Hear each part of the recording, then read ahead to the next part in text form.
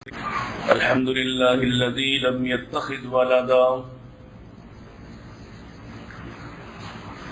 ولم يكن له شريك في الملك ولم يكن له ولي من الذل وكبره تكبيرا.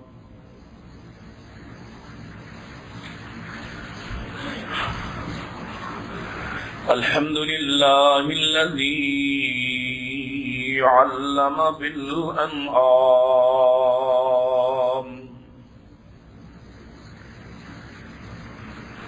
وحرم الحرام،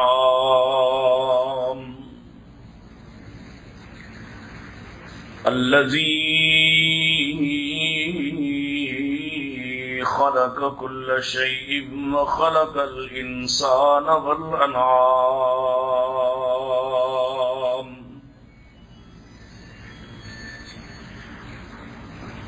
والصلاة والسلام على أشرف الأنبياء وسيد الأنام، وعلى آله العظام وعلى أصحابه الكرام وعلى من اتبع الإسلام.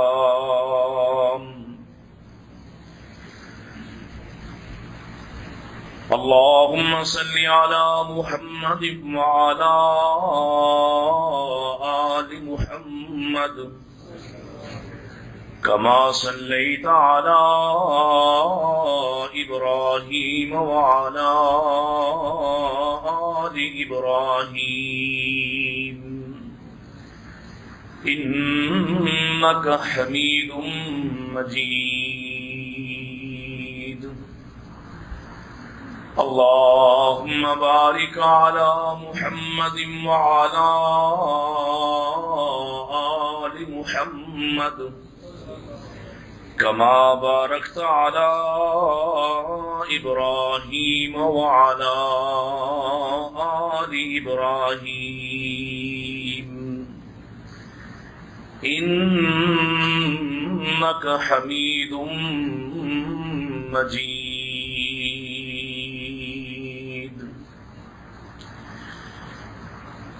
أعوذ بالله السميع العليم من الشيطان الرجيم. بسم الله الرحمن الرحيم. قل أنبئكم بخير من ذلكم للذين اتقوا عند ربهم جنات تجري من تحتها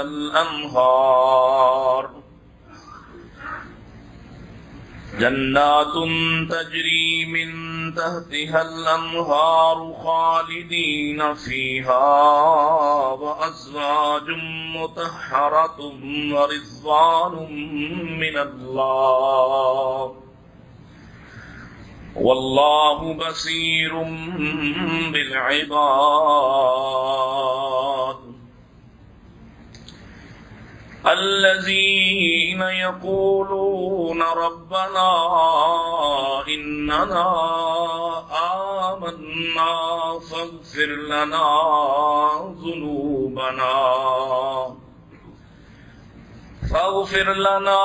ذنوبنا وقنا عذاب النار. الصابرين والصادقين والقانتين والمنفقين والمستغفرين بالأسحار.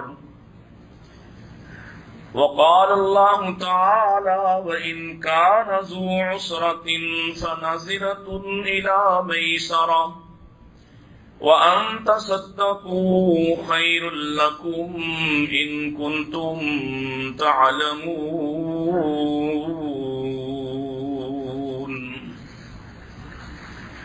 إن أحسن الحديث كتاب الله وخير الهدي هدي محمد صلى الله عليه وسلم وشر الأمور محدثاتها كل محدثة بدعة وكل بدعة ضلالة وكل ضلالة في النار.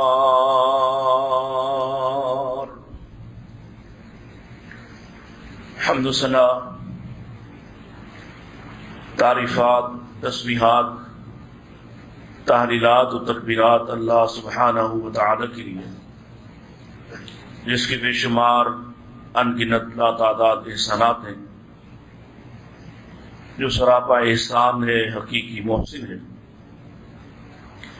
جس نے بے پناہ بے شمار نعمتیں ہم سب کو عطا فرمائی ہیں، جو یقیناً آسانیوں میں بھی رزق عطا کرنے والا ہے اور تنگیوں میں، پریشانیوں میں بھی وہی رزق عطا کرتا ہے۔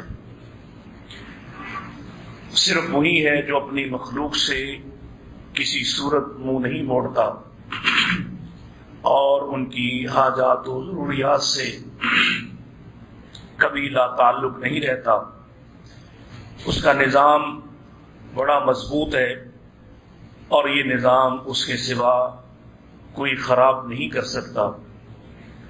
اس کی شہنشاہی، اس کی بادشاہت لازوال ہے اور اس بادشاہت میں کسی دوسرے کا کوئی دخل موجود نہیں ہے۔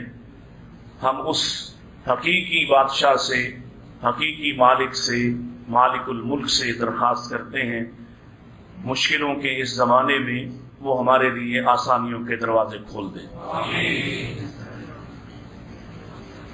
درود السلام امام الانبیاء سید الاتقیاء جناب محمد مصطفیٰ صلی اللہ علیہ وسلم پر۔ ہمارا موضوع اور عنوان ذالکم خیر لکم چل رہا ہے، آج اس کا دوسرا حصہ ہے، اس کو بند کر دیں۔ کہا تھا خیر کا تصور آپ کے سامنے گزشتہ خطبہ میں رکھا تھا کہ خیر وہ ہے جس کو اللہ خیر فرمائے، جس کے بارے اللہ یہ اعلان فرمائے کہ یہ بہترین ہے۔ یقیناً اللہ کے بیان کردہ بہترین سے بڑھ کر کچھ بہترین نہیں ہو سکتا، اور اللہ تعالیٰ سے خیر کا ہی ہمیشہ انسان کو تقاضا کرنا چاہیے، دعا کرنا چاہیے، درخواست کرنا چاہیے، اور انہی حدود میں رہنا چاہیے جو حدود اللہ نے انسانوں کے لیے متعین فرمائی، اور آخری نبی جناب رسول اللہ صلی اللہ علیہ وسلم کے ذریعے سے جس کا دائرہ اور جس کی حیثیات، جس کی ترتیبات اتنی واضح کر دی ہیں کہ اب کوئی ایک بات بھی ایسی نہیں ہے جو اللہ کے نبی صلی اللہ علیہ وسلم نے آپ تک، ہم تک نہ پہنچائی، جو خیر کا حصہ تھی اور آپ نے ہم تک نہ پہنچائی، اور آپ نے ہر اس شر کی خبر دے دی جو انسانوں کے لیے شر ہو سکتا ہے۔ اللہ تعالی ہمیں اس خیر کو حاصل کرنے کی توفیق عطا فرمائے اور اس شر سے بچنے کی توفیق عطا فرمائے جس کو اللہ نے شر کہا ہے۔ خیر کیا ہے؟ ابتدائی گزارشات کے ساتھ ساتھ میں نے آپ کے سامنے عرض کی تھی کہ میں ان آیات کا مطالعہ آپ کے سامنے رکھتا جاؤں گا جن میں اللہ تعالیٰ نے لفظ خیر کو استعمال فرمایا کہ خیر تمہارے لیے خیر کیا ہے۔ انہی میں سے آج جس بات پہ ہم سب سے پہلے ذکر کرتے ہیں قرآن مجید سورہ البقرہ ہے، وَإِنْ كَانَ ذُو عُسْرَةٍ فَنَظِرَةٌ إِلَىٰ مَيْسَرَةٍ۔ تنگ دست کو آسانی دینا یہ اللہ تعالیٰ کی سنت بھی ہے اور بشری تقاضا بھی۔ نبی کریم صلی اللہ علیہ وسلم نے ارشاد فرمایا یسرا ولا تعسرا، آسانی بانٹا کرو، مشکل کھڑی نہ کیا کرو۔ بہت سے لوگ ہیں اس مزاج کا شکار ہیں کہ لوگوں کے لیے مشکلات کھڑی کر کے خوش ہوتے ہیں کہ میں نے فلاں کا راستہ روک دیا ہے، میں نے فلاں کا راستہ روک دیا ہے۔ یاد رکھیے راستہ روکنے والے کبھی چین نہیں پاتے اور راستہ بنانے والے ہمیشہ چین سے رہتے ہیں۔ راستہ بنانے والے وہ لوگ جو لوگوں کے لیے راستہ بناتے ہیں اور لوگوں کے لیے آسانی کے دروازے کھولتے ہیں، یقین جانیے اللہ تعالیٰ ان کے لیے آسانیوں کے دروازوں کو کھول دیتا ہے۔ یہ اللہ کا وعدہ ہے کہ اگر کوئی اللہ کی مخلوق کے ساتھ رحم سے پیش آتا ہے، ترحم سے پیش آتا ہے، شفقت سے پیش آتا ہے، نرمی کرتا ہے، تو اللہ بھی اس پر نرمی کرتا ہے، کیونکہ یہ مخلوق اللہ کی مخلوق ہے، اور جب کوئی اس مخلوق پر احسان کرتا ہے تو اس کے بدلے اللہ تعالیٰ خود چکاتا ہے۔ اسی طرح سے ساتھ ہی فرمایا کہ یہ جو مالداری میں انسان خرچ کرتا ہے، آسانی دیتا ہے لوگوں کو، یقیناً یہ ان لوگوں کی نسبت ہے جن کو اللہ پسند کرتا ہے۔ وَأَن تَصَدَّقُوا خَيْرٌ لَكُمْ، اگر تم صدقہ کرو، اگر تم خیرات کرو، اگر تم ایثار کرو، یہ تمہارے لیے بہتر ہے۔ ان کنتم تعلمون، اگر تم جانتے ہو۔ کیا مطلب ہے؟ کیا جانتے ہو؟ اگر تم اللہ کے وعدوں کو جانتے ہو تو پھر آسانی بانٹنا، آسانی دینا، آسانی پیدا کرنا، یہ تمہارے نزدیک زیادہ محبوب ہوتا، اور کبھی بھی ایسا نہ ہوتا کہ تم مشکل کھڑی کر کے خوش ہوتے، تم کسی کے لیے مشکل ماحول بنا کے خوش ہوتے۔ بہت سے لوگ ہیں ادارہ جاتی حوالے سے سربراہ بنا دیے جاتے ہیں، جب خود ماتحت ہوتے ہیں تو ان تنگیوں کو، پریشانیوں کو محسوس کرتے ہیں، لیکن جیسے ہی ان اداروں کے سربراہ ان کو بنا دیا جائے، جیسے آپ کے ملک کی صورتحال ہے کہ دعوے کچھ اور کرتے ہیں، جب پہلے اقتدار میں نہیں ہوتے تو کچھ اور دعوے کرتے ہیں، اور جب اقتدار میں آتے ہیں ایک دم وہ آسانیاں جو یہ اقتدار میں نہ رہتے ہوئے محسوس کرتے ہیں، ان کے لیے ان کا دامن سکڑ جاتا ہے، اور یہ انہی تنگیوں کی طرف، انہی پریشانیوں کی طرف لے کے جاتے ہیں جو بہرحال انسان کو پریشان کرتی ہیں۔ اللہ تعالیٰ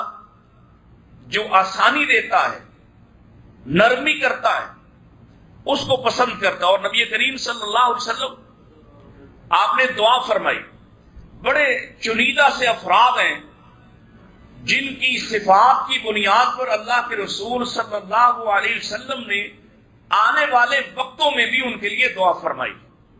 وہ بڑے چنیدہ افراد ہیں۔ ایک تو وہ لوگ ہیں جو آپ اور اسلام سے ملاقات کرنے والے، آپ کے صحابی ہیں، آپ کے صحابیات ہیں، آپ کے ساتھ جینے رہنے والے لوگ ہیں، ان کے لیے آپ نے دعائیں کی۔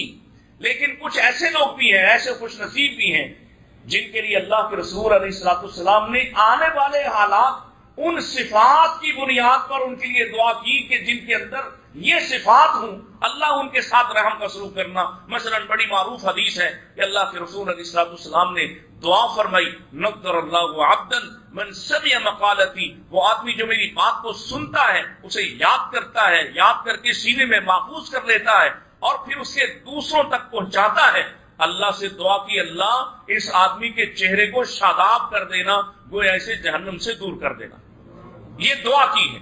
ایسے ہی اور بے شمار دعائیں اللہ کے رسول علیہ السلام نے ان لوگوں کے لیے کی، ان صفات کا تذکرہ کیا کہ اگر آنے والا بعد میں یہ محرومی کہ نبی کی دعا نہیں ملی، اور یہ عظمت کہ نبی پاک علیہ السلام دعا کر رہے ہیں، اس سے ہم محروم رہے کیونکہ ہم نے آپ کا زمانہ نہیں دیکھا، اور وہ خوش قسمت تھے جن کے لیے آپ دعا کیا کرتے تھے۔ اور یہ بڑی قیمتی بات عرض کر رہا ہوں کہ اللہ کے نبی علیہ السلام دعا کر رہے کسی کے لیے۔ آپ نے سنا نا حضرت عمر رضی اللہ عنہ کے لیے دعا تو دو کے لیے کی تھی، اللہ نے عمر کے حق میں قبول کر لی۔ آپ کی دعا لوگوں کو کتنا فائدہ دے سکتی ہے۔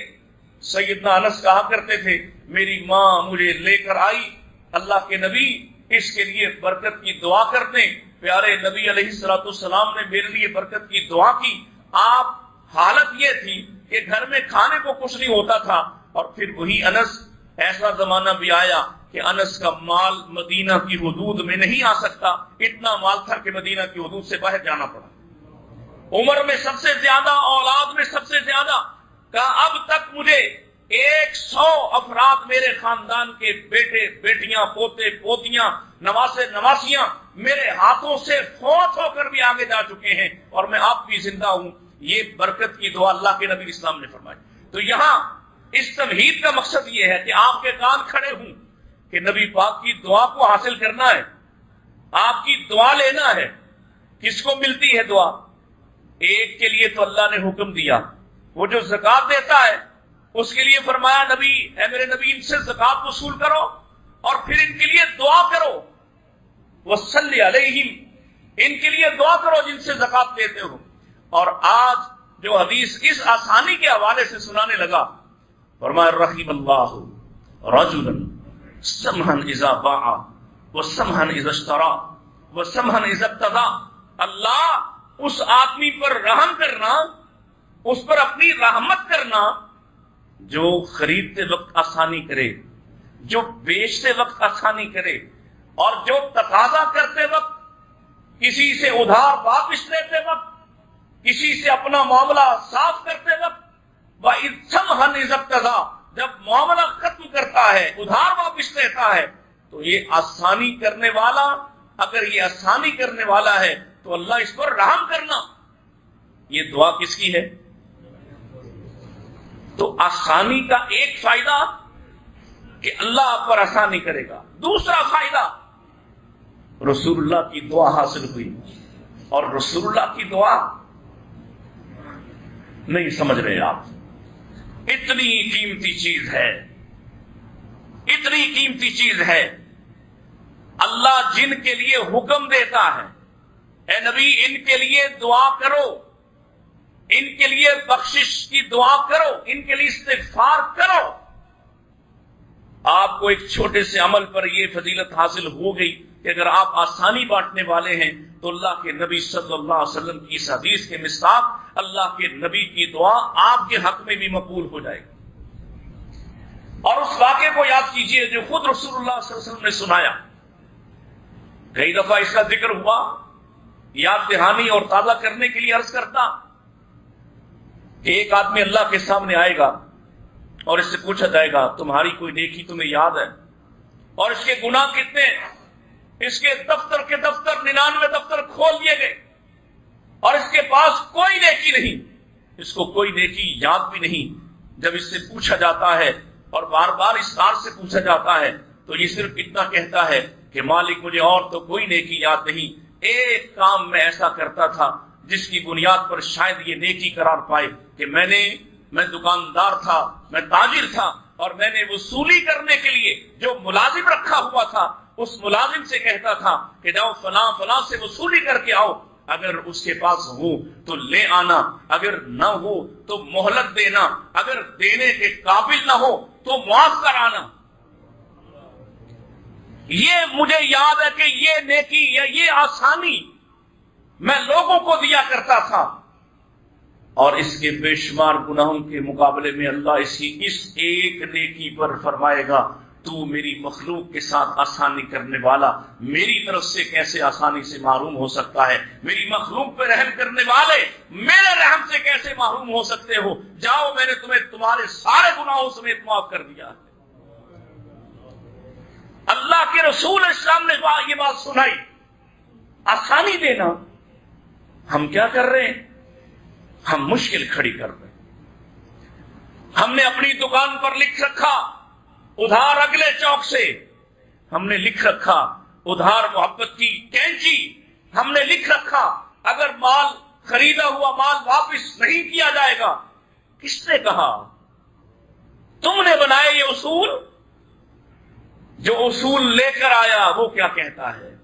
مال فروخت کیا، واپس دینے والے کو حق ہے کہ وہ واپس کر سکے، اور تم ذمہ داری رکھتے ہو، تم پر لازم ہے کہ وہ دیا ہوا مال واپس لاتا ہے تو تو قبول کر لے۔ تمہیں کس نے کہا؟ یہ کیوں لکھ رکھا ہے تم نے؟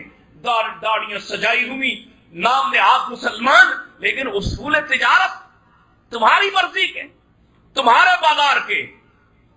اللہ اکبر، آسانی بانٹو، اگر چاہتے ہو کہ کل اللہ بھی تم پر آسانیوں کے سائے کر دے تو آسانی دو، اور آسانی دی نہ کسی کو، جیسے یاد ہے آسانی دینا، کسی کے مشکل وقت میں اس پر آسانی کرنا، چاہے ایک پیاسے کتے کو پانی پلایا جائے، اللہ کی قسم یہ اتنا بڑا عمل ہے کہ کل اللہ کی رحمت اور اس کی آسانیوں کے دروازے تم پر کھل جائیں گے۔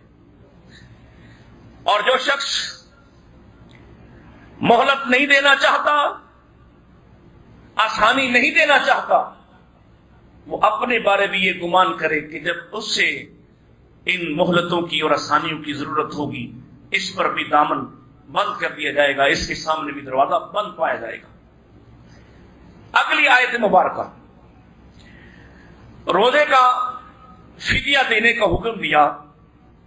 حکم تو ایک مسکین کو کھانا کھلانا تھا کہ جو آدمی روزہ نہیں رکھتا، تو فدیہ تو طعام مسکین، اس کا بدلہ کیا ہے؟ ایک مسکین کو کھانا کھلانا، ایک مسکین کو۔ اچھا، ہم پھر اتنا ماپ تول میں لگ جاتے ہیں، ماپ تول میں، کہ 100 سے بڑھ کر ہم فدیہ دینے کو آدمی تیار نہیں، اور حالت یہ ہے کہ اب تو 1 لیٹر پیٹرول بھی 100 میں ہم کہہ سکتے ہیں کہ نہیں آتا۔ کھانا کھلانا ہے، فدیہ دینا ہے، بدلہ دینا ہے۔ تو صحابہ کیا کرتے تھے جب وہ فدیے دیتے، جب وہ خیرات کرتے، جب وہ کفارات ادا کرتے، تو کیا کرتے تھے؟ آپ نے کیا مثالیں سنی؟ غلام آزاد کرتے۔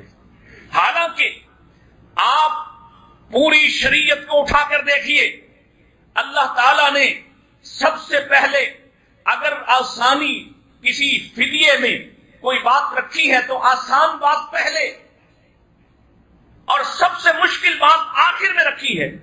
مثلا قسم کا کفارہ ہے، کیا کہا؟ 10 مسکینوں کو کھانا کھلا دو، یہ آسان بات تھی۔ بنسبت اس کے کہ 10 مسکینوں کو کپڑے پہنا جائیں، یہ دوسری بات تھی۔ اور تیسرے نمبر پر رکھا کہ ایک غلام آزاد کر دو، گویا یہ مہنگا کام تھا۔ آسان کیا تھا؟ 10 کو کھانا کھلانا۔ اللہ نے آسان بات پہلے رکھی، اس کے بعد تھوڑی سی اور مشکل اور زیادہ مشکل آخر میں۔ اور صحابہ کیا کرتے؟ غلام آزاد کرتے، فدیے میں غلام آزاد کرتے۔ حتیٰ کہ اگر ایک صحابی آئے تھے نا، کہنے لگے اللہ کے رسول، میں نے اپنی لونڈی کو، بڑا معروف واقعہ، میں نے آپ کو کئی مرتبہ شاید مختلف استدلالات کے حوالے سے سنایا ہو، میں نے اپنی لونڈی کو تھپڑ مار دیا ہے، میں اسے آزاد کر دینا چاہتا ہوں۔ اور ایسا ہی ہوتا، جس غلام پر تشدد کر بیٹھتے، غصے میں آ کر اس کو آزاد کر دیتے، کبھی کبھی خوشی میں آزاد کر دیتے، کبھی کسی غم کو ٹالنے کے وقت آزاد کر دیتے۔ یہ ان کا مزاج تھا، اور یہ مزاج کس کی وجہ سے بنا؟ محمد الرسول اللہ، محمد الرسول اللہ صلی اللہ علیہ وسلم، کہ انہوں نے اپنے نبی سے یہ مزاج سیکھا کہ آپ قربان کر دینے والے ہیں، لہذا وہ بھی قربان کر دینے والے۔ اللہ نے حکم کیا دیا؟ صدقہ، فدیہ، ایک مسکین کو کھانا ہے۔ فمن تطوع خیرا فہو خیر لہ، لیکن جو خوشی سے نیکی کرے، خوشی سے زیادہ ادا کرے تو بہتر۔ اب اگر اللہ نے کہا کہ خوشی سے زیادہ ادا کرے تو کتنا کرنا چاہیے؟ 100 ہی رہنا چاہیے۔ میں اس مزاج پر بات کر رہا ہوں کہ جب آپ کو ایک طرف بنیادی فریضہ ہے، اور فریضے سے آگے بڑھ کر جب اللہ کہے کہ زیادہ خرچ کرنا زیادہ بہتر ہے تمہارے لیے، تمہیں کس کو استعمال میں لانا چاہیے؟ زیادہ کو۔ اس دفعہ ہم نے میں نے یہاں آپ ہی کے ہاں کہا کہ میرا خیال ہے کہ اب ایک آسودہ اور ایک مڈل کلاس کے آدمی کا جو صدقۃ الفطر ہے وہ 500 روپے ہونا چاہیے۔ کئی لوگوں نے، میرے پاس ریکارڈ موجود، کئی لوگوں نے بڑے شدید الفاظ میں شکوہ کیا، فلاں عالم، فلاں نے کہا 150، فلاں نے کہا 200۔ میں نے کہا میں نے پوری بات کی ہے، جنس کے اعتبار سے پوری حدیث سنائی ہے، پورا مسئلہ واضح کیا ہے، اور پھر اس کے بعد اللہ کی شریعت کے مزاج کو سمجھتے ہوئے یہ کہا کہ 500 دے دو، وگرنہ تم پورے گھرانے کے کسی کو 1000 چلے بھی جائیں تو اس کی عید کا دن راحت سے نہیں گزر سکتا۔ جب اسی گھر میں سے 2-2.5 ہزار چلا جائے گا، اس کا وہ دن تو کم سے کم بہتر گزرے گا۔ تو تنقید کرنے والوں کو بھی اللہ سلامت رکھے، کیونکہ ان کی تنقید سے بہت کچھ سیکھنے جاننے کو ملتا۔ اللہ کہہ رہا ہے فمن تطوع خیرا، جو زیادہ خرچ کرے، فہو خیر لہ، وہ اس کے لیے بہتر ہے۔ کیوں بہتر ہے؟ کیونکہ اس نے بنیادی فریضہ ادا کر دیا اور اس کے بعد اگلی بات جو اس نے حاصل کی وہ اللہ سے خیر کو حاصل کر گیا ہے۔ فرض اس نے پورا کر دیا کہ ایک مسکین کا کھانا، ایک وقت کا کھانا۔ اور حضرت انس رضی اللہ عنہ کیا کرتے تھے؟ جب بوڑھے ہو گئے، روزہ نہیں رکھ سکتے تھے، تو مسکین کا کھانا وہ جنس نہیں بھیجا کرتے تھے، اتنا ہی کھانا نہیں بھیجا کرتے تھے، بلکہ جو اپنے لیے پکواتے وہ اس کے لیے پکواتے اور اس کو تلاش کر کے اپنے ساتھ بٹھاتے اور اپنی جگہ اس کو روزہ رکھواتے۔ تم بھی یہ کر کے دیکھو، اور یہ آسانیاں اور یہ خیر کے دروازے جب تم ان کو استعمال کرو گے تو دیکھنا کہ تمہاری زندگی کی کیفیت بڑی ہی مختلف ہوگی۔ پھر اسی میں تیسری آیت آج کے حوالے سے اللہ تعالیٰ فرماتے ہیں وَمَا تَفْعَلُوا مِنْ خَيْرٍ يَعْلَمُهُ اللَّهُ، کوئی ایک بھی خیر، کوئی ایک بھی بہترین نیکی ایسی نہیں جس کو اللہ نہ جانتا ہو۔ ہر خیر اللہ کے علم میں ہے۔ اتنی سی خیر بھی اتنی سی خیر بھی اللہ کی کیسے علم ہے؟ میں نے آپ کے لیے آپ کی عدم موجودگی میں دعا شروع کی، میں نے آپ کے لیے، آپ نے میرے لیے، کسی دو دوستوں نے ایک دوسرے دوست کے لیے ابھی اپنی زبان کو حرکت دینے لگا ہے، ابھی ارادہ کیا کہ فلاں بھائی اس کے لیے دعا کرتا ہوں، اسے خبر نہیں، اسے پتا نہیں، یہ یہاں بیٹھا ہے، وہ کہیں دور پار بیٹھا ہے، یہ یہاں بیٹھ کے اپنے الفاظ کو شروع کرتا ہے، اللہ فلاں میرے بھائی پر آسانیاں کر دے، اس کے رزق میں برکت کر دے، اس کو صحت دے دے، اس کو آسانی عطا کر دے، اس کی اولاد میں خیر و برکت کر دے، ابھی دعا شروع کرتا ہے۔ اللہ کے نبی فرماتے ہیں ابھی اس نے دعا شروع کی ہے، آسمان کے فرشتوں میں سے ایک فرشتہ اس کے پیچھے کھڑے ہو جاتا ہے، اور جو یہ اپنے بھائی کے لیے، اپنے دوست کے لیے مانگتا ہے، طلب کرتا ہے، وہ فرشتہ اس کے پیچھے کھڑے ہو کے کہنے لگتا ہے اللہ جو اس نے اپنے بھائی کے لیے مانگا، اللہ اس کو بھی عطا کر، اس کو بھی عطا کر، اس کو بھی عطا کر۔ ابھی بات شروع کی ہے۔ وَمَا تَفْعَلُوا مِنْ خَيْرٍ يَعْلَمُهُ اللَّهُ، نیکیوں کی خبر دینے کی کیا ضرورت؟ اگر فرد کی زندگی کے حوالے سے بات کی جائے تو فرد کا اس کا تقاضا یہ ہے کہ وہ چھپانے کی کوشش کرے، ماں سوائے ایک رغبت دلانے کے اسے اجازت نہیں اپنی نیکیوں کا پرچار کرنے کی۔ فرد کے اعتبار سے بات کر رہا ہوں، ادارے کے اعتبار سے نہیں۔ فرد کو چاہیے کہ اپنی نیکیاں چھپا کر رکھے، کیونکہ اللہ سے چھپ سکتی تو کرنی بھی اللہ کے لیے ہے، جس کے لیے کرنی ہے اس سے چھپ نہیں سکتی، اور جن کو دکھا کر تعریف مل سکتی ہے، تحسین مل سکتی ہے اور نیکی برباد ہو سکتی ہے، ان کو دکھانے بتانے کی ضرورت نہیں۔ وَمَا تَفْعَلُوا مِنْ خَيْرٍ يَعْلَمْهُ اللَّهُ، جو کسی نے کیا اللہ اسے جانتا ہے، جس نے جو نیکی کی اس کو، جو نیکی کسی نے کی اللہ اس کو جانتا ہے۔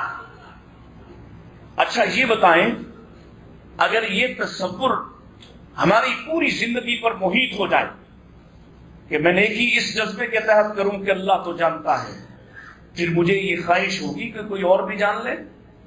میری طرف دیکھیں، چھوڑیں، آپ میری طرف دیکھیں۔ اگر میں نیکی اس تصور کے ماتحت کروں کہ اللہ جانتا ہے، اللہ دیکھ رہا ہے، بتائیے ذرا پھر اس نیکی کو دوسروں کو بتانے کی فکر مجھے ہوگی، کرنے کی ضرورت مجھے ہوگی، جتلا کر مجھے کوئی خوشی مل سکتی ہے؟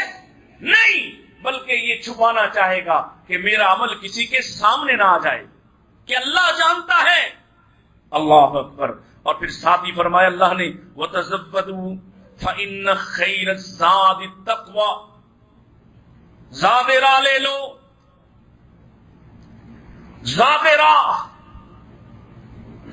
اچھا حج کے لیے جاؤ تو زاد راہ لے جاؤ، سفر کے لیے جاؤ تو زاد راہ لے لو، اور آخرت کے لیے جاؤ تو کچھ نہ لے کر جانا۔ سب کچھ اسی دنیا میں چھوڑ جانا، سب کچھ یہیں برباد کر جانا۔ فَإِنَّ خَيْرَ الزَّادِ التَّقْوَىٰ، اور سفر کوئی سا بھی ہو، سامان آپ کے پاس کوئی سا بھی ہو، ساری دنیا بھی آپ جمع کر لیں، تو جانتے ہیں سب سے بہترین زاد راہ کیا ہے، جس کو اللہ بہترین کہتا ہے فَإِنَّ خَيْرَ الزَّادِ التَّقْوَىٰ، بہترین زاد راہ تقویٰ ہے۔ تقویٰ تمہارے دل کی وہ کیفیت جو تمہیں ہر برائی سے روکتی ہے، ہر نیکی پر ابھارتی ہے، وہ کیفیت۔ یہ لباس اللہ کو بڑا پسند ہے۔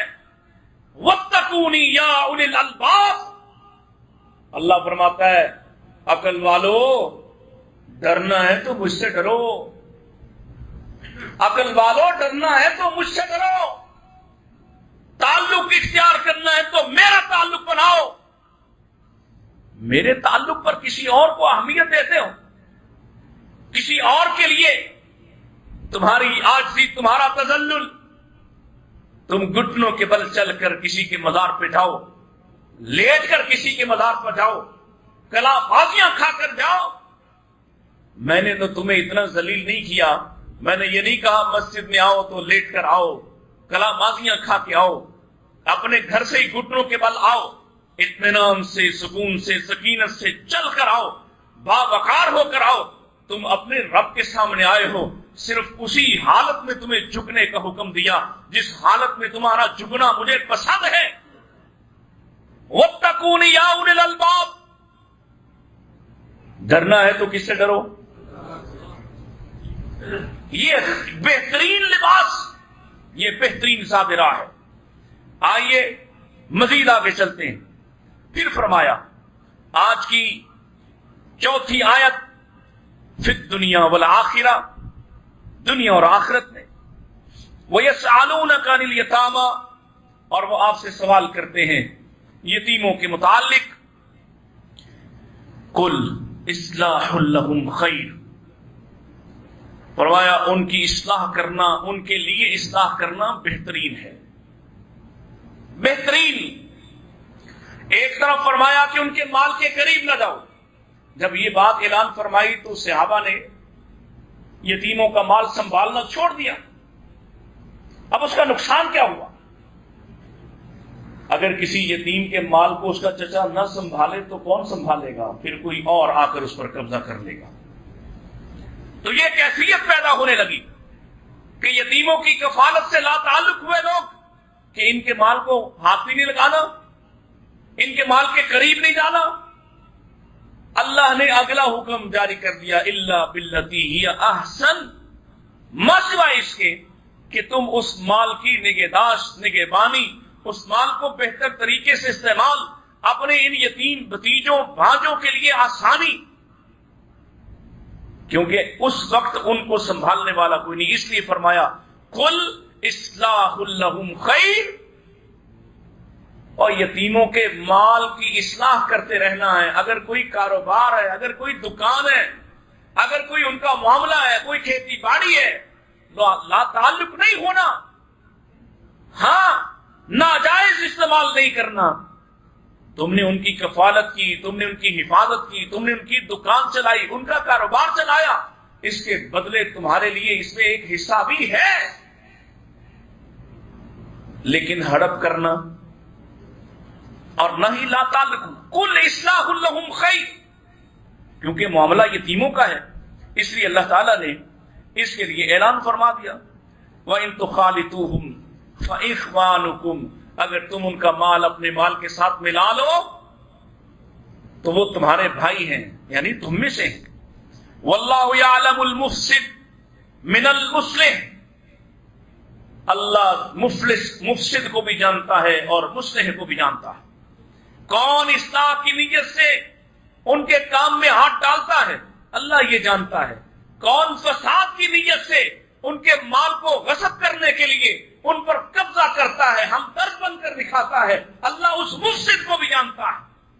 واللہ یعلم المفسد من المصلح، اگر وہ ساری دنیا کو اعتبار دلا دے کہ میں اصلاح کرنے والا ہوں، اور در حقیقت وہ فساد والا ہو، بتاؤ دنیا تو اس کی تعریف کرے گی لیکن اللہ کے سامنے کس منہ سے کھڑا ہوگا؟ ساری بات، اچھا یہ جتنی آیات ہیں ان سب کا ایک مرکز و محور ہے کہ خیر وہ ہے جو آپ کی آخرت کو بہتر کر دے، خیر وہ ہے، بات توجہ میری طرف کرے، خیر وہ ہے جو آپ کی آخرت کو بہتر کر دے، آخرت کے معاملے کو جو چیز بھی بہتر کرے وہ خیر ہے۔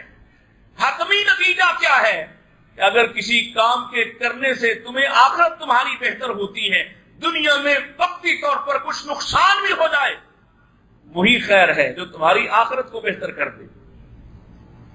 وَإِن تُخَالِطُوهُمْ فَإِخْوَانُكُمْ، اگر تم ان کا مال اپنے ساتھ ملا لو تو تمہارے بھائی ہیں، اور اللہ جانتا ہے تم میں سے کون مفسد ہے کون مصلح، اصلاح کرو۔ اور یتیموں کا مال اللہ کے ہاں اتنا محبوب ہے، بڑی معروف مثال ہے، پہلے بھی آپ نے سن رکھی، اللہ نے 2 نبیوں کو چلایا ہے، اور ایک نبی تو ایسا ہے جو ہر بات پہ الگ ہونا چاہتا ہے، ہر بات پہ۔ پہلے خضر کے ساتھ ملاقات ہوئی تو کشتی خراب کرنے پر جھگڑا کیا، پھر نوجوان بچے کو مار ڈالنے پر جھگڑا کیا، اب تیسری بار تو طے ہوا کہ اگر اب تم نے صبر نہ کیا تو میرے تمہارے راستے الگ ہو جائیں گے۔ ایک بستی میں پہنچے، اس بستی میں پہنچ کر بھوک لگی ہے، لمبا سفر کیا ہے،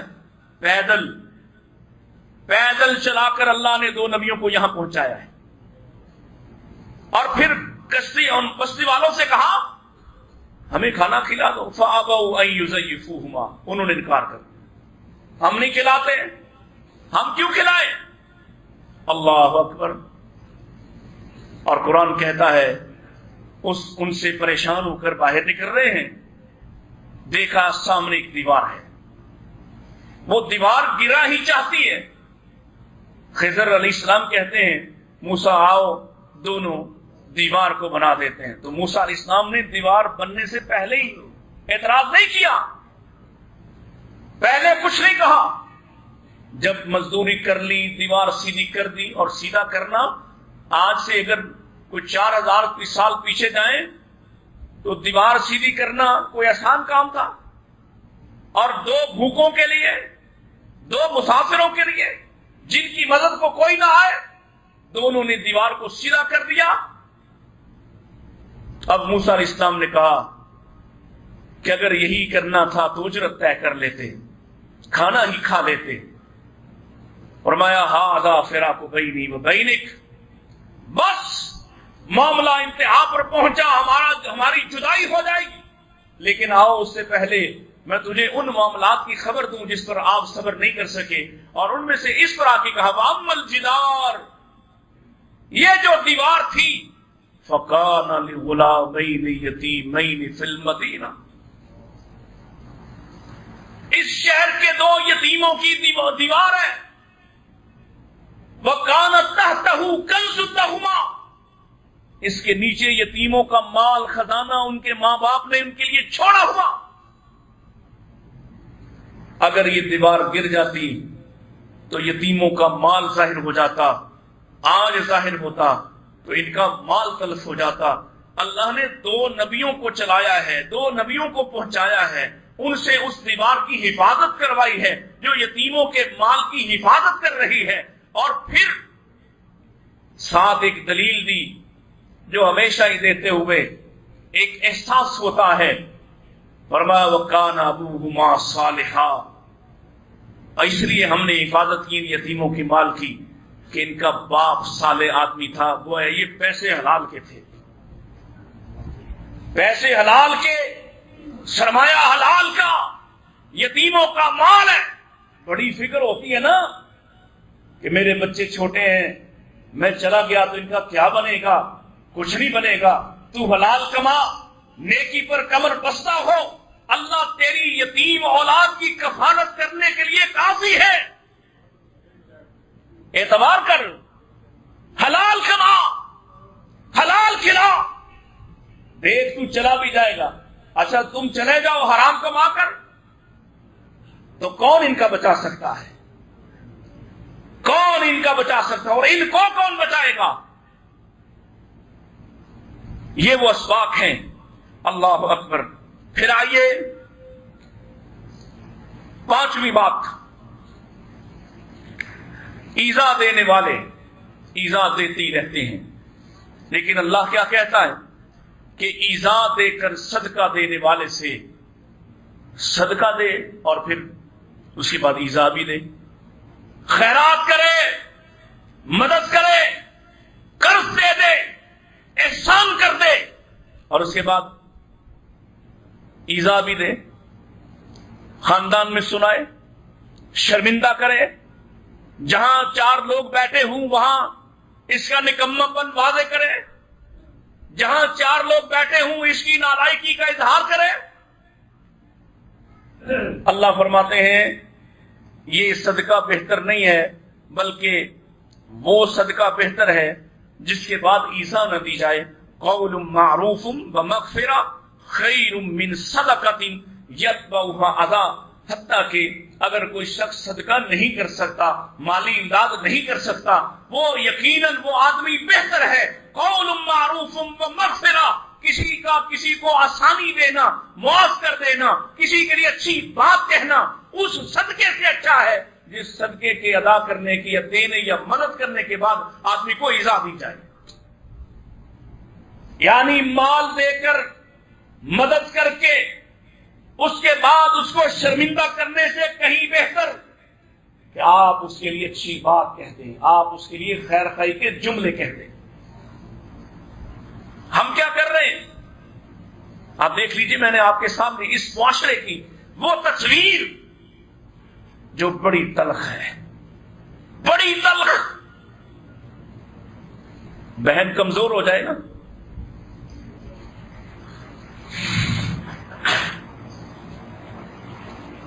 وہ بھائی کے دروازے پر آ جائے، اس کا کام کیا تھا؟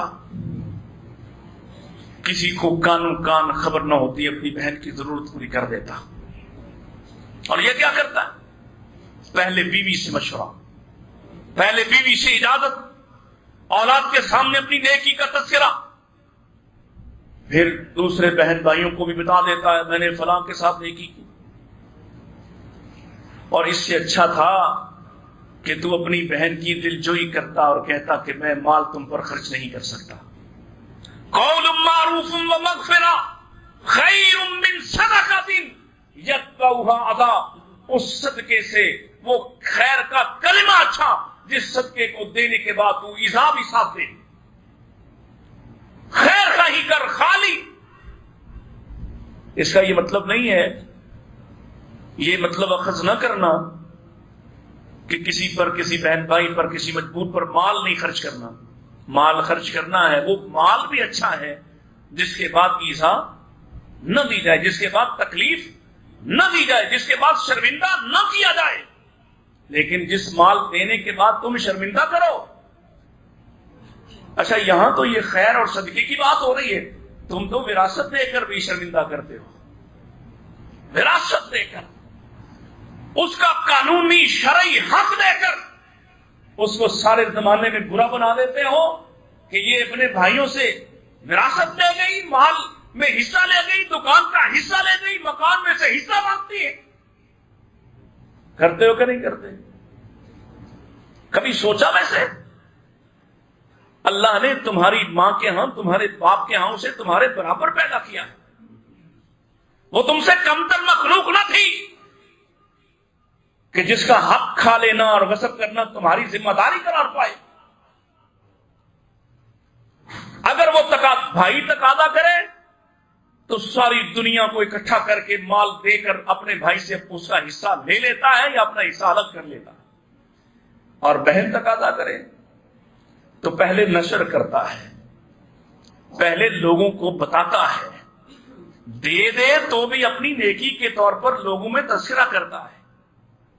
یاد رکھو، اپنے رویوں کو دین کے مطابق کر لو، کیونکہ رویہ وہی اچھا جس کو اللہ کہے ذالکم خیر لکم، یہ تمہارے لیے بہتر. پھر آئیے، اللہ اکبر، یہ جو اچھی بات کہنا ہے رسول اللہ صلی اللہ علیہ وسلم کی سنت کو دیکھیے. آپ کو دو باتیں صرف اشارتاً عرض کرتا ہوں. جب آپ کا بائیکاٹ ہوا نا، بائیکاٹ، مکاتا کر دیا قریش نے آپ کا، لکھ کر ایک دستاویز بیت اللہ کی چھت میں سنبھال دی کہ ان سے کوئی بات نہیں کرے گا، کوئی لین دین نہیں کرے گا، محصور کر دیا شیخ ابی طالب نے. اس زمانے میں یہ مشکل ترین زمانہ تھا. میرے نبی کو کفر پر رہ کر کفر میں مر جانے والے وہ لوگ بھی نہ بھولے جنہوں نے اس زمانے میں میرے نبی کے لیے خیر کے کلمات کہے. اس مشکل وقت میں جب کوئی بات کرنے کی ہمت نہیں کرتا تھا، اس دوران جن لوگوں نے نبی پاک علیہ الصلوۃ والسلام کے لیے خیر کے کلمات کہے، اللہ کے نبی کبھی ان کا احسان نہ بھولے، کیونکہ وہ مشکل وقت تھا. خیر کے کلمات.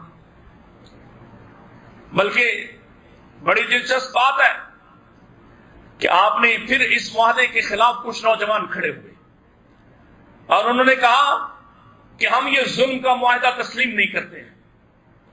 ابو جہل نے کہا لگتا ہے رات کو پلاننگ ہوئی کہ ایک دم مجلسوں میں 7-8 آدمی کھڑے ہو گئے، فیصلہ ہو گیا کہ چلو اس معاہدے کو کھولتے ہیں.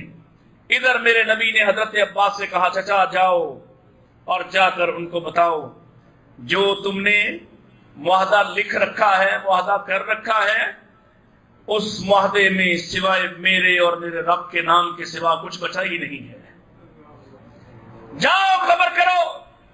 اور چچا آئے اور آ کے کہا کہ تم نے ابھی وہاں پتہ نہیں تھا کہ آگے بات پہلے ہی معاہدہ ختم کرنے کی ہو رہی. جب بات پتہ چلی تو فرمایا میرے ابھی تکرار چل رہی ہے، فرمایا میرے بھتیجے کی بات سن لو اور میں کہتا ہوں اگر اس کی بات غلط نکلے تو میں بھی تمہارے ساتھ شامل ہو جاؤں گا. وہ معاہدہ کھول کر تو دیکھو، اس معاہدے میں بچا ہی کچھ نہیں. جتنا ظلم تم نے لکھا وہ سب ختم ہوا. اس میں یا میرے بھتیجے کا نام بچا ہے یا اس کے رب کا نام بچا ہے. اور جب معاہدہ کھولا گیا تو فی الواقع دیمک نے اس کو ختم کر دیا اور اس میں صرف رسول اللہ کا نام ہے، اللہ کا نام باقی بچا ہے. اللہ اکبر. یہ خیر کے کلمات. نبی علیہ الصلوۃ والسلام، حضرت عائشہ رضی اللہ عنہ کی بات جب ان پر الزام لگا تو اللہ کے نبی صلی اللہ علیہ وسلم نے مختلف لوگوں سے مشورہ کیا. خیر کے کلمات کی کیا اہمیت. تو جن لوگوں نے سیدہ عائشہ کے کردار کے بارے گواہی دی، سیدہ کبھی انہیں فراموش نہ کیا، کبھی نہ بھولی. عمر کے احسانات. جب عمر نے قبر کے لیے جگہ مانگی تو ایک بات یہ بھی سامنے تھی کہ عمر اس زمانے میں، اس وقت میں میرے لیے خیر کے کلمات کہنے والا تھا جب میری کوئی حمایت کرنے کو تیار نہیں تھا. قول معروف. اچھی بات لوگوں کو یاد رہتی ہے اور بری بھی یاد رہتی ہے. اللہ کے رسول علیہ الصلوۃ والسلام کا ایک کزن، ایک چچا زاد بھائی ابو سفیان بن حارث، چچا حارث کا بیٹا ابو سفیان.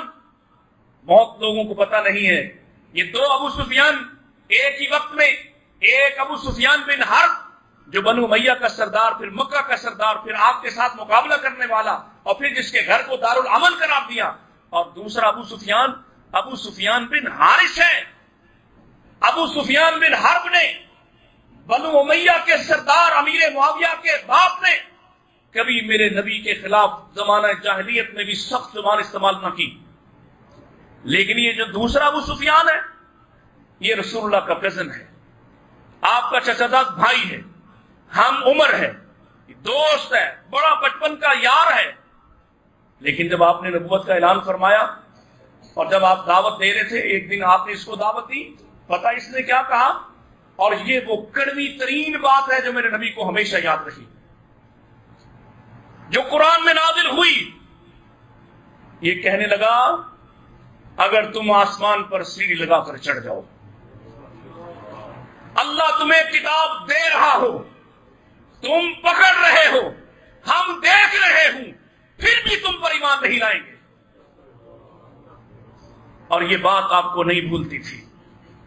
جب یہ معافی مانگنے آئے اپنے بیٹے کے ساتھ تو آپ اس سے بات نہیں کی، 3 روز آپ کی مجلسوں میں آنے کی کوشش کرتا رہا، اللہ کے نبی نے اجازت نہ دی، اور آپ یہی کہتے تھے کہ اس کی بات آج تک میرے دل و دماغ میں اس سے زیادہ کسی بات نے مجھے تکلیف نہیں دی ہے۔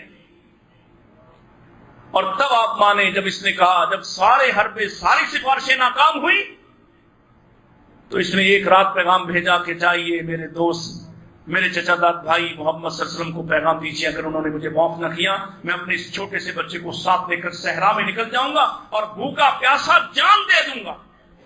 پھر اللہ کے رسول نے اس کو معاف کیا ہے۔ اچھی بات لوگوں کو یاد رہتی ہے، اس لیے اگر کچھ دے نہیں سکتے تو اچھی بات ضرور کہو، اچھی بات ضرور کہو۔ اللہ اکبر۔ پھر آئیے فرمایا وَإِن تُبْدُوا الصَّدَقَاتِ فَنِعِمَّا هِيَ وَإِن تُخْفُوهَا وَتُؤْتُوهَا الْفُقَرَاءَ فَهُوَ خَيْرٌ لَكُمْ وَيُكَفِّرْ عَنْكُم مِّن سَيِّئَاتِكُمْ وَاللَّهُ بِمَا تَعْمَلُونَ خَبِيرٌ۔ بہت سے لوگوں کو مسئلہ ہے، ہم پر بھی لوگ اعتراض کرتے، اور بعض اوقات کلوز طبقے کے لوگ جانے بغیر نیت پر ہی حملہ کر دیتے ہیں۔ اگر تم صدقے، فرمائے ان تبدوا الصدقات، اگر تم اپنے صدقوں کو ظاہر کرو فنعما ہی، نعما، یہ اچھی بات ہے، صدقہ ظاہر کرو تو بھی اچھی بات ہے، لیکن ساتھ ہی فرمایا وَإِن تُخْفُوهَا وَتُؤْتُوهَا الْفُقَرَاءَ، اگر تم چھپاؤ اور خاموشی سے فقراء کو دے دو فَهُوَ خَيْرٌ لَكُمْ، تو یہ بہترین ہے۔ فرد کے لیے خفیہ صدقہ، اور ادارے کے لیے ادارہ کیا کرے؟ مثلا آپ، یہ ادارہ ہے، یہاں مال آئے تو کوئی آپ کو نہ بتائے، یہاں مال آئے تو سب چھپا لیا جائے، نہیں، یہاں ظاہر کرنا، یہاں ظاہر کرنا بہتر۔ فرد اپنے مال، اپنی نیکی کو چھپائے، اپنے صدقے کو چھپائے، اور ادارہ کیا کرے؟ ادارہ لوگوں کے سامنے رکھے۔ حاکم بن گئے، حاکم، عمر حاکم بن گئے، اس سے پہلے کسی کو بتاتے تھے کہ میرے پاس کیا ہے؟ عمر حاکم بن گئے، تو اس قدر لوگوں کے ہاتھوں میں ہے، اس قدر آپ لوگوں کے سامنے ہیں، لوگوں کو جواب دے ہیں کہ اگر ایک کرتا زیادہ بن جائے تو اس پر بھی سوال ہو جاتا ہے۔ جب حاکم بنے، جب سربراہ بنے، جب ادارہ ہے تو ظاہر کرنا اچھا ہے، تاکہ لوگوں کا اعتماد ہو، لوگوں کا اعتبار قائم ہو، لوگ بھروسہ کریں۔ اور جب فرد ہے تو چھپا لے، کسی کو مت بتائے۔ اچھا، پھر لوگ یہ جانے بغیر اور اس تعلیم کو حاصل کیے بغیر فتویٰ جاری کر دیتے ہیں۔ مثلا ہم نے یہ چولستان میں انشاءاللہ پھر اس سوموار کو اپنے ایک وفد اور قافلے کے ساتھ جا رہا ہوں، اور ابھی تک مجھے جو خبر ملی ہے وہ تقریباً کوئی 2.25 لاکھ روپے جمع ہوئے ہیں۔ واللہ عالم، آپ کا دامن اللہ فراخ کر دے اور ہاتھ بھی فراخ کر دے۔ تو ہم جا رہے ہیں، ہم نے وہاں کچھ خرچ کیا اور آپ لوگوں کی امانتیں پہنچائیں، تو کیا کرتے؟ ہم کسی کو خبر نہ ہونے دیتے؟ نہیں، ادارہ ہے، ادارہ تو ادارے کی ذمہ داری کہ لوگوں کا اعتبار قائم رہے، ان کے وسائل، ان کی طرف سے آنے والی امانات، ان کی ادائیگی لوگوں کے سامنے ہو۔ بہت سے لوگ ہیں جنہوں نے شکوہ کیا، فتوے لگا دیے۔ ہم نے کہا بھائی فتویٰ لگانے کی بات نہیں ہے، نہ ہی کوئی ذاتی شہرت کی ضرورت ہے، آپ ہماری نیت کو کیسے جان سکتے ہیں؟ اگر اعلانیہ صدقہ کرنا گناہ ہے تو پھر سیدنا عثمان کہاں جائیں گے؟ بتائیں مجھے، عثمان کہاں جائیں گے؟ اگر صدقہ ظاہر کرنا گناہ ہوتا تو کیا خیال ہے، تم میں تقویٰ زیادہ ہے یا عثمان میں زیادہ ہے؟ میرے نبی نے اعلان کیا، کون ہے مدینہ والوں کو پانی کی مشکلات ہیں، کون ہے جو یہودی سے ایک دن کا پانی خرید دیتا ہے؟ کون کھڑا ہوا؟ عثمان پھر وقت آیا، کون ہے ایک دن کی ضروریات سے معاملہ پورا نہیں ہوتا؟ کون ہے جو میرے روما پورے کا پورا خرید لے؟ کون کھڑا ہوا؟ عثمان۔ کون ہے جو مسجد کی جگہ توسیع کرنا ہے؟ کون کھڑا ہوا؟ عثمان ہے۔ کون ہے ابھی لوگوں کے لیے سامان ہر پورا نہیں ہو رہا؟ اللہ کے نبی اعلان کرتے، کھڑے ہونے والے اور بھی ہوئے، لیکن یہ ایسا کھڑا ہوا، یہ ایسا نمایاں ہوا کہ اللہ کے نبی علیہ الصلوۃ والسلام نے اس روز جب عثمان نے 900 اونٹ دیے، 900 اونٹ، اس روز جب مال و اسباب نبی علیہ السلام کی گود میں رکھا تو پیارے نبی علیہ السلام نے فرمایا، آپ ان کے مال کو اور ان کے اس جذبے کو سراہتے ہوئے کہہ رہے تھے، ما ذرہ ما عمل بعد ما ذرہ ما ذرہ عثمان ما عمل بعد اليوم، عثمان کو آج کے بعد اس کا کوئی عمل نقصان نہیں پہنچا سکتا۔ کون ہے؟ اعلانیہ صدقہ۔ میں مالداروں سے کہتا ہوں، تم آگے بڑھو، تم مقابلہ کرو اعلانیہ صدقے میں، تم اعلان کرو، تم آگے بڑھ کر دکھاؤ، لوگوں کو ظاہر کرو، اپنے مال کو خرچ کرو، اعلان کر کے خرچ کرو۔ تمہاری نیت اچھی ہو تو تمہارے اعلان سے تمہیں کوئی نقصان نہیں پہنچ سکتا۔ تمہاری نیت اچھی ہو، تمہارا ارادہ اچھا ہو، تمہارا دعویٰ اچھا ہو تو تمہارے عمل کو اعلان نقصان نہیں پہنچائے گا۔ وہ تو تم خفیہ بھی دے دو اور تمہاری نیت اچھی نہ ہو تو کیا فائدہ؟ سو اعلانیہ صدقہ محبوب ہے اللہ کے ہاں۔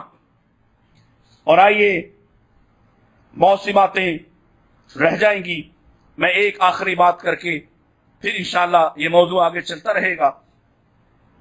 اللہ فرماتے ہیں، وَلَئِن قُتِلْتُمْ فِي سَبِيلِ اللَّهِ أَوْ مُتُّمْ لَمَغْفِرَةٌ مِّنَ اللَّهِ وَرَحْمَةٌ خَيْرٌ مِّمَّا يَجْمَعُونَ، اگر تم اللہ کی راہ میں لڑو اور مارے جاؤ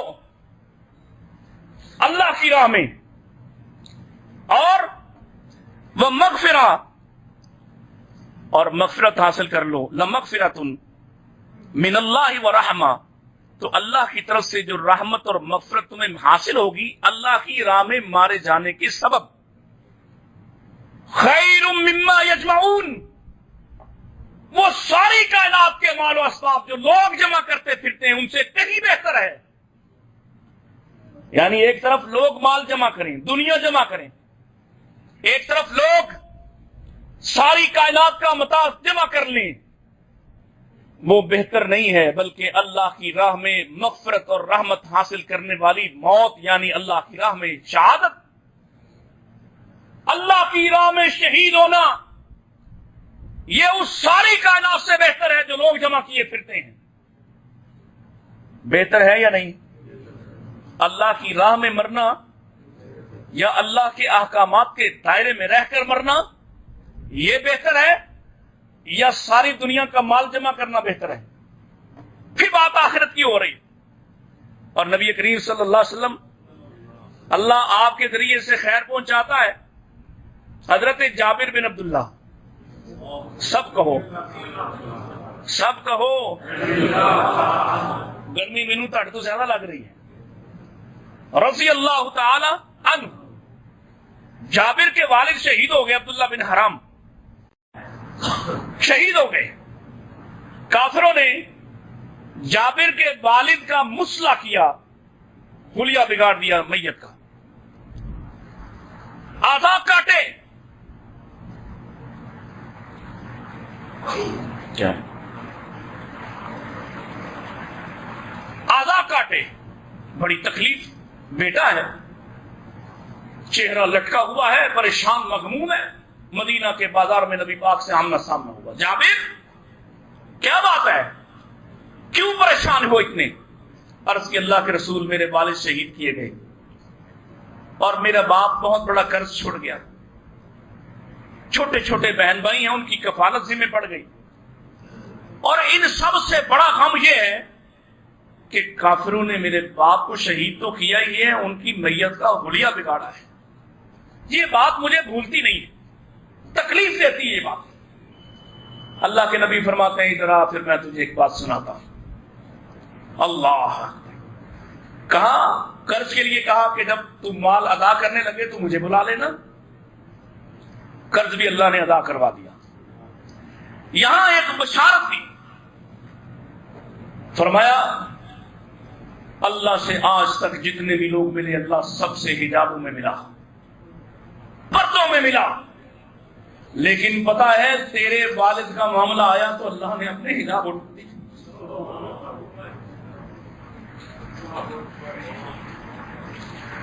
اللہ نے درمیانی پردے اٹھا دیے اور تیرے باپ کو اپنے سامنے بٹھا کر اس سے ملاقات کی اور تیرے والد سے کہا مانگو، کیا مانگتے ہو؟ پتا ہے تیرے باپ نے کیا چاہا کہ اللہ ایک مرتبہ پھر مجھے بھیج تاکہ میں دوبارہ اسی طرح تیرے راستے میں شہید ہو جاؤں۔ اللہ نے فرمایا وہ تو ہم نے منع کر دیا، آپ کوئی لوٹ کر یہاں سے جائے گا؟ لوٹ کر کوئی نہیں جائے گا۔ کہا اللہ پھر میرے پیچھے والوں کو خبر دے دے کہ تو نے میرے ساتھ کیا رحمت کا سلوک کیا ہے، اور وہ خبر محمد رسول اللہ ان کے بیٹے کو دے رہے، اور ان کے بیٹے کو ہی نہیں، میں آج نبی پاک کی نیابت میں آج یہ خبر تمہیں سنا رہا کہ بعد والوں کو خبر مل جائے کہ اپنا نے عبداللہ بن حرام کے ساتھ کیا معاملہ کیا تھا۔ بلکہ میں نے سیرت میں پڑھا کہ جب ان کی میت حالت بگڑی ہوئی، جابر اپنے والد کی میت کو دیکھتے تھے اور روتے تھے، پھر کپڑا اوپر کر دیتے۔ پیارے نبی نے فرمایا کپڑا ہٹا دو، لوگ دیکھ لیں یہ کوئی ناکامی نہیں، اللہ کے راستے میں اس کی میت کا حلیہ بگاڑا گیا ہے۔ ان کی بہن نے دیکھا، وہ زیادہ رونے لگی۔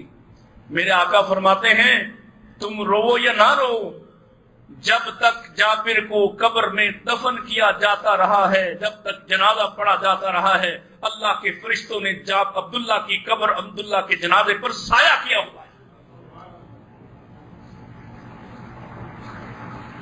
وَلَئِن قُتِلْتُمْ فِي سَبِيلِ اللَّهِ، اگر تم اللہ کی راہ میں مارے جاؤ، لَمَغْفِرَةٌ وَرَحْمَةٌ، وہ مغفرت جو تمہیں حاصل ہوگی، وہ رحمت جو تمہیں حاصل ہوگی، خَيْرٌ مِّمَّا يَجْمَعُونَ، لوگوں کے جمع کیے ہوئے مال سے کہیں بہترین ہوگی۔ اللہ مجھے اور آپ کو یہ منزل عطا فرمائے، اللہ ہمیں خیر جمع کرنے والا بنائے، خیر بانٹنے والا بنا دے، خیر پہنچانے والا بنا دے۔ وآخر دعوانا ان الحمد للہ